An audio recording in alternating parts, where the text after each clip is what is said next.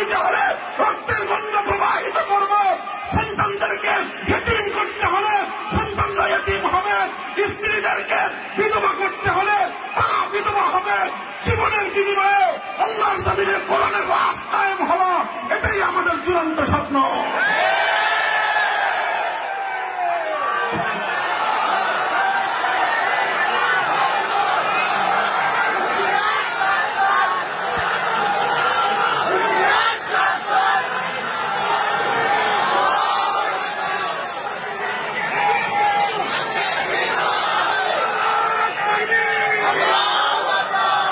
এটা তো আমাদের পরিষ্কার কথা।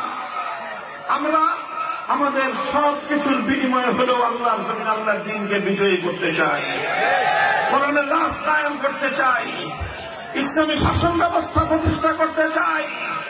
আল্লাহর এই জমিনকে আল্লাহর আইন দ্বারা আমরা শাসিত শাসন এবং পরিচালনা করতে চাই। আল্লাহর পক্ষ থেকে আমাদেরকে যে খেলাফতের মহান জিম্মাদারি দেওয়া হয়েছে, সেই খেলাফতের দায়িত্বে সারা পৃথিবীতে আমরা আল্লাহ পাক রব্বুল আলামিনের খেলাফতের সোনালী শাসন ফিরিয়ে আনতে চাই।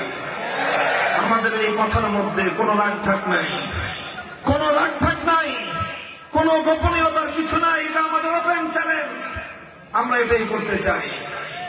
কাজেই আমরা কোরআনের জন্য জীবন দিতে প্রস্তুত।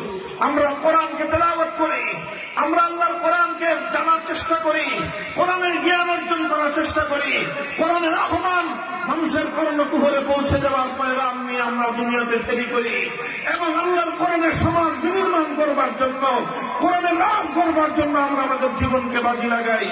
এটা আমাদের স্বপ্ন, এটা আমাদের সাধনা, এটাই আমাদের জীবন, এটাই আমাদের মরণ। কাজেই এটা আমাদের ব্যবসা না, এটা আমাদের জীবন। আল্লাহ কোরআন কায়েম করা, রাজনীতি করা আমাদের ব্যবসা না, এটা আমাদের জীবন, এটাই আমাদের সাধনা। এটার জন্য আমরা বাঁচি, এটার জন্য আমরা মরতে চেষ্টা করি।